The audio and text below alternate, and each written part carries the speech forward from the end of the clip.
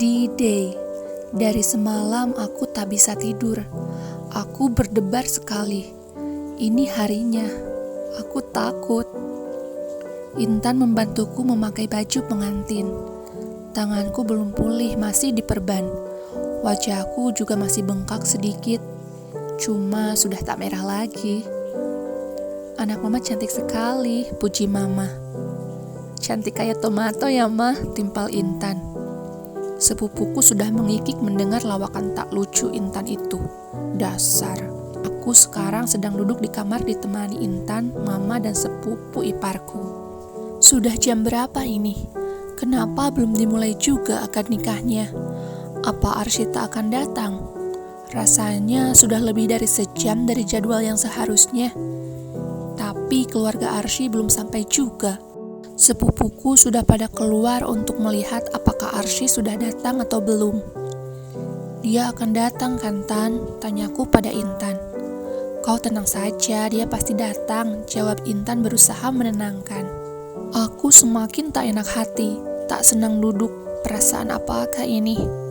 Apa aku akan batal menikah lagi? Rasanya ingin menangis. Apa Arsy marah karena semalam aku tak balas chatnya? Sejak kejadian dia tak datang ke rumah sakit itu, dia beberapa kali chat aku, tapi tak ada satupun yang aku balas. Semalam dia chat lagi dan aku pun tak balas lagi. Habis chatnya ngeselin. Dia nanya apa aku serius bersedia menikah dengannya. Kalau aku belum siap menikah dengannya, sebaiknya tak usah memaksakan diri. Apa maksudnya coba? Bukankah selama ini dia tahu aku memang sangat ingin pernikahan ini terjadi? Bahkan tadi ketika penghulu mempertanyakan apa aku bersedia atau tidak, aku sudah menjawab iya. Wait, apa Arsy menganggap aku ingin menikahinya untuk menepis kutukan batal nikah yang sering kualami? Apa dia tak tahu kalau aku ingin menikah dengannya karena aku sudah jatuh cinta padanya? Mama, bagaimana kalau Arsy berpikiran seperti itu? Syifa! Desi berlari memelukku. Dia menangis. Kenapa? Ada apa? Tanyaku khawatir. Desi melerai pelukan lalu memperlihatkan sebuah video padaku. Ya Rob, aku menekuk mulutku tak percaya. Aku memandang Desi. Dia mengangguk sambil menyeka air matanya.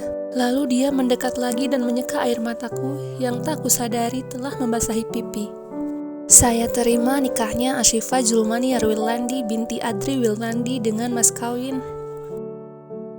Terdengar suara riuh orang mengucapkan hamdalah setelah Arsy selesai mengucap akad dengan sekali lafaz itu. Lancar tanpa pengulangan. Aku melihat itu dari rekaman video di ponsel Desi.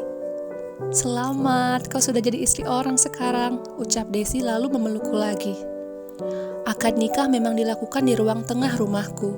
Sementara aku menunggu di kamar. Tapi mustahil aku tak mendengar apa-apa. Sekarang tiba-tiba aku sudah menikah. Kalau tak melihat video itu, mungkin aku masih tak percaya. Kulihat Mama dan Intan juga saling berpelukan. Mereka juga menangis. Tapi jelas kalau mereka bahagia. Air mataku juga tak bisa kutahan lagi.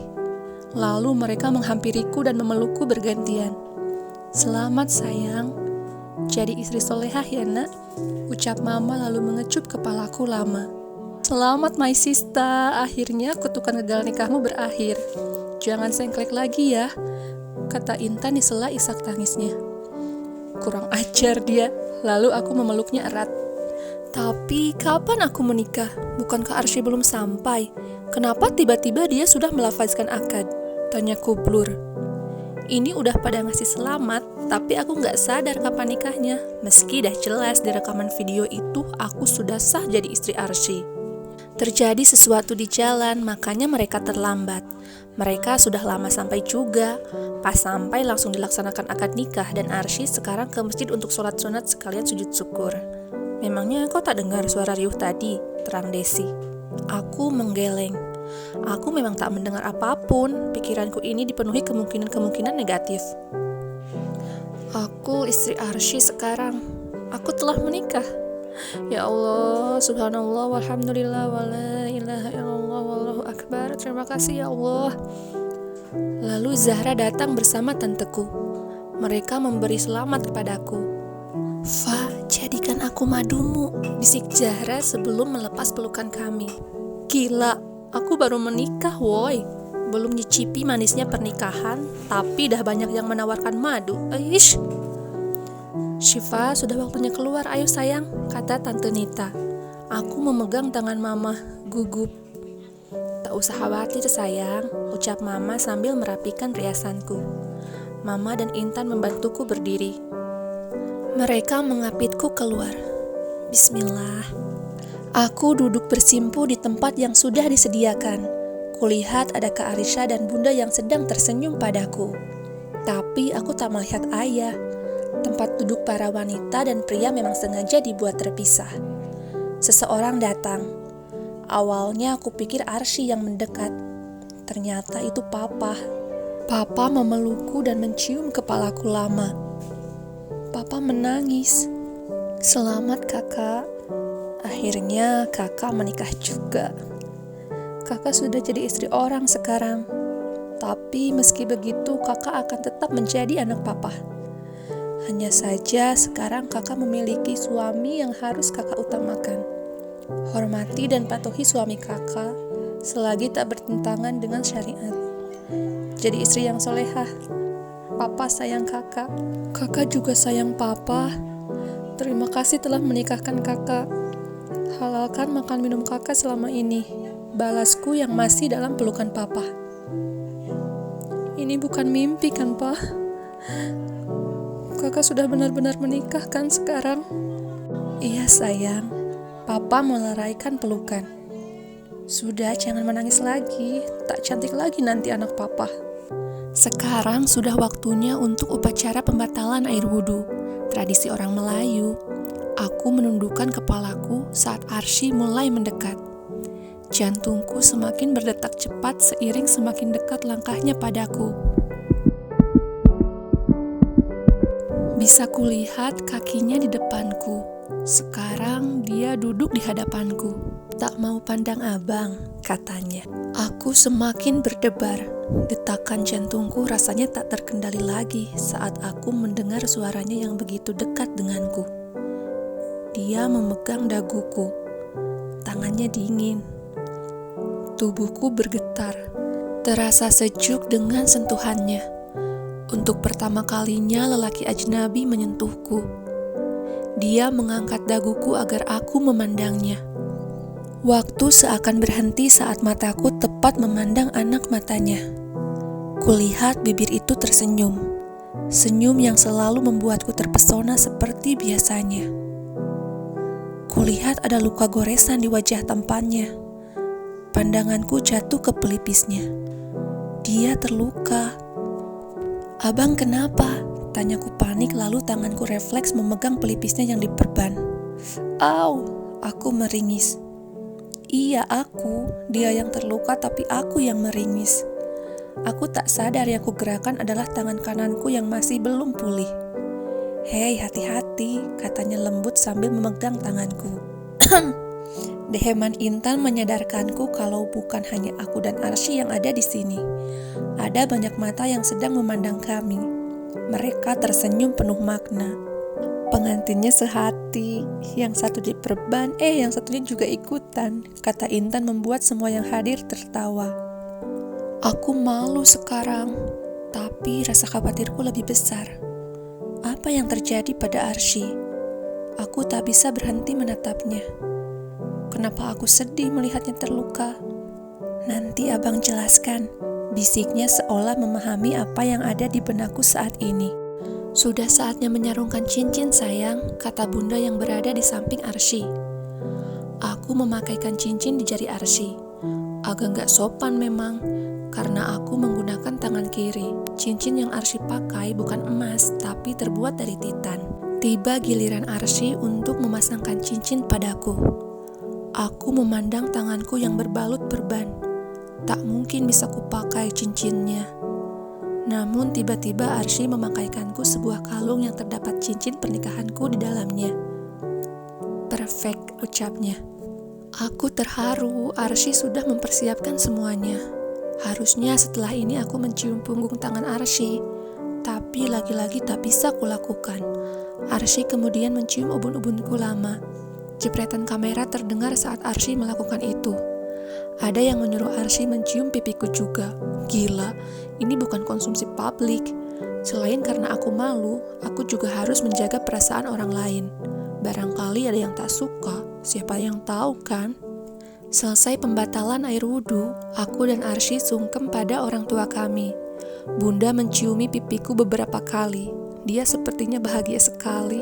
Wah, dan sekarang aku bisa memeluk ayah juga. Meski ayah gengnya Intan, tapi tetap saja aku yang bisa memeluknya sekarang. Sorry Intan. Setelah itu, para saudara dan kerabat kami bergantian mengucapkan selamat. Entah berapa maaf yang kuucapkan tadi karena tak bisa bersalaman dengan mereka. Aku sibuk melayan keluarga Arsy, Arsy sibuk melayan keluargaku. Ini kayaknya aku dan Arsy sengaja dijauhkan. Jahat sekali. Sabarlah wahai hati. Insya Allah aku punya waktu seumur hidup untuk bersama Arsy. Sekarang aku berada di kamarku. Penat setelah seharian melayani saudara Mara. Aku langsung membaringkan tubuhku di kasur. Kangen banget aku dengan kamar ini. Penat banget ya. Pertanyaan Arsy mengagetkanku. Sejak kapan dia ada di kamarku? Aku tak sadar dia masuk. Aku bangun lalu duduk di kasur. Iya, jawabku lemah. Abang sejak kapan ada di kamarku? First, ini kamar kita.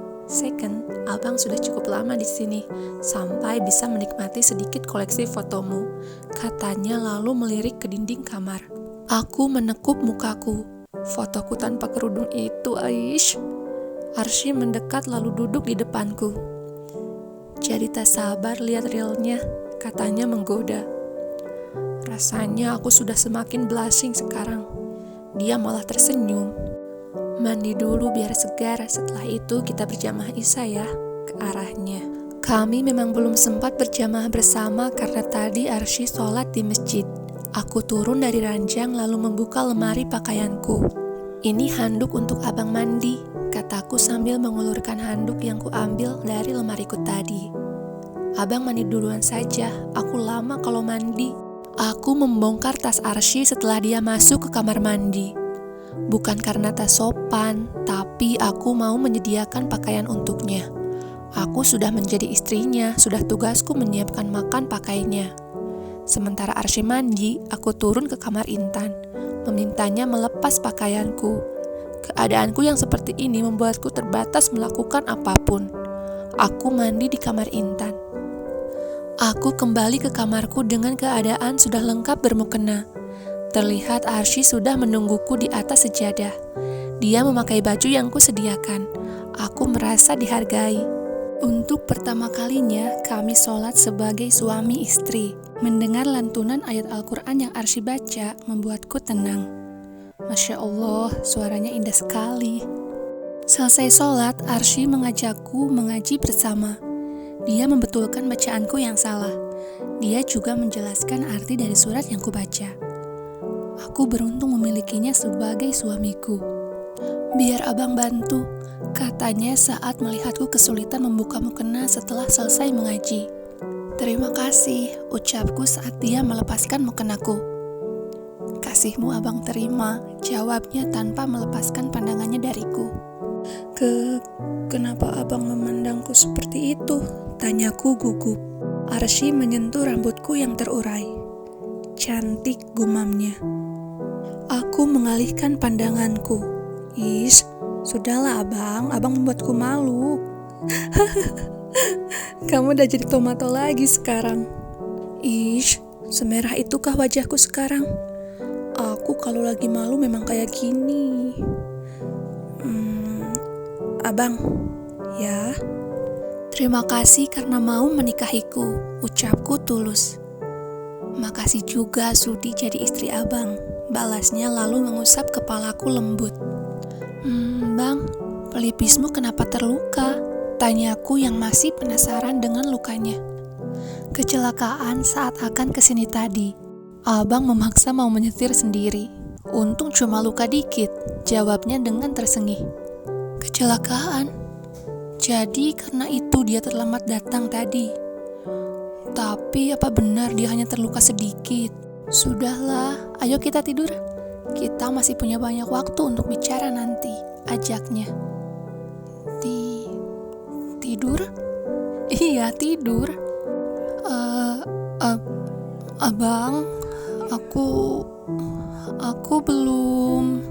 Hei, kita hanya tidur saja. Jangan khawatir, malam ini abang tak akan apa-apakan kamu, katanya. Boleh dipercaya nggak tuh kata-katanya? Tapi kalau malam-malam selanjutnya tak janji ya, sambungnya. Abang, marahku. Dia malah tertawa. Setelah membereskan alat sholat tadi, kami kemudian merebahkan diri di kasur. Kami memang penat hari ini. Tiba-tiba dia melingkarkan tangannya ke pinggangku, menarikku ke dalam pelukannya. Apa-apaan dia? Selamat malam, katanya seraya mencium dahiku. Akhirnya aku tertidur dalam pelukannya. Aku terbangun dari tidurku. Wajah Arsy yang pertama menyapa mataku.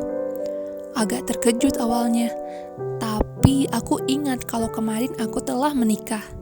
Aku menatap wajah Arsy yang sedang tertidur itu.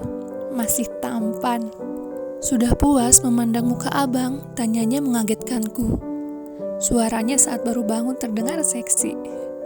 Aish, apa yang kau pikirkan, Syifa? Arsy tersenyum. Pagi sayang, ucapnya. Pertama kalinya Arsy memanggilku sayang. Kenapa serasa ada taman di hatiku? Abang bangun, kita sholat subuh dulu, kataku tanpa membalas ucapan selamat paginya. Bagaimana abang bisa bangun kalau kamu memeluk abang terus? Jawabnya.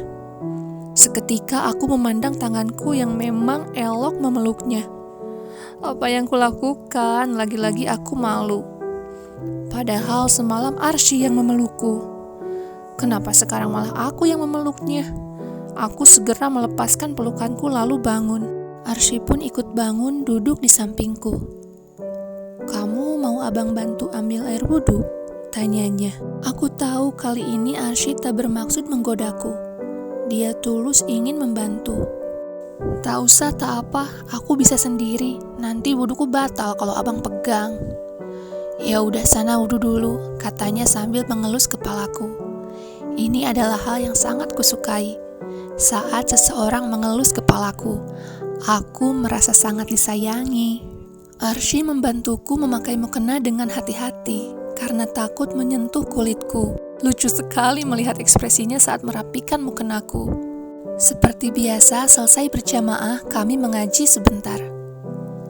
Abang mau mandi sekarang gak? Biar aku siapin baju abang, tanyaku saat merapikan sejadah.